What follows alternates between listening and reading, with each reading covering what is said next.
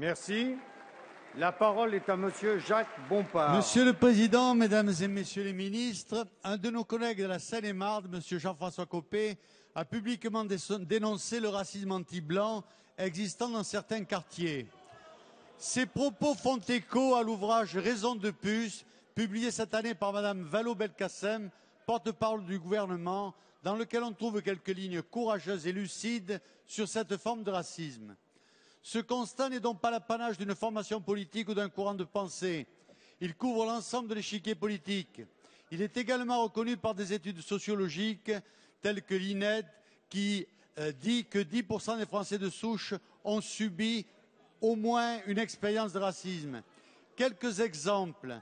C'est un couple qui visite un appartement dans une cité HLM et qui se fait traiter de sale français avant de découvrir au moment du départ un pneu de sa voiture crevée.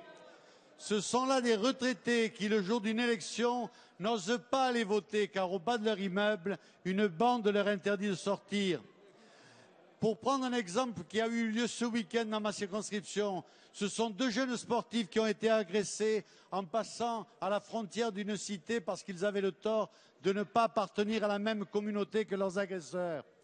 Ce racisme anti-français peut également prendre la forme d'une discrimination que l'on pourrait qualifier anti-occidentale et qui vise des personnes intégrées. Ainsi, dans une cité, c'est une femme d'origine marocaine dont les enfants sont insultés, interdits de jeu avec les autres enfants de la cité.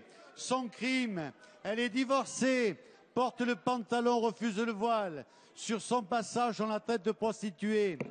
Dans une école où la quasi-totalité des élèves sont étrangers ou d'origine étrangère, les enfants issus de couples mixtes sont moqués, traités de mangeurs de cochons.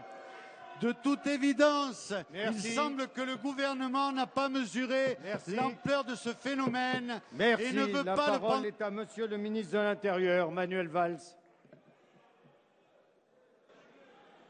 Monsieur le Président, Mesdames et Messieurs les députés, Monsieur le député, l'article 225.1 du Code pénal sanctionne toute distinction en raison des origines, de l'appartenance ou de la non-appartenance, vraie ou supposée, à une ethnie, une nation, une race ou une religion déterminée. La loi est la même pour tous et ne distinguera jamais les victimes du racisme.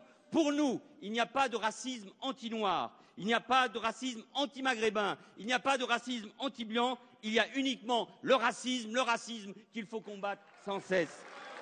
Et soutenir l'inverse, en distinguant parmi les victimes, introduire une distinction entre celles qui en sont dignes ou non, et précisément nier ce qu'est la France et ce qu'est la République, et c'est ce qu'avait rappelé la porte-parole du gouvernement, Madame Vallaud-Belkacem, dans son livre que vous devrez relire.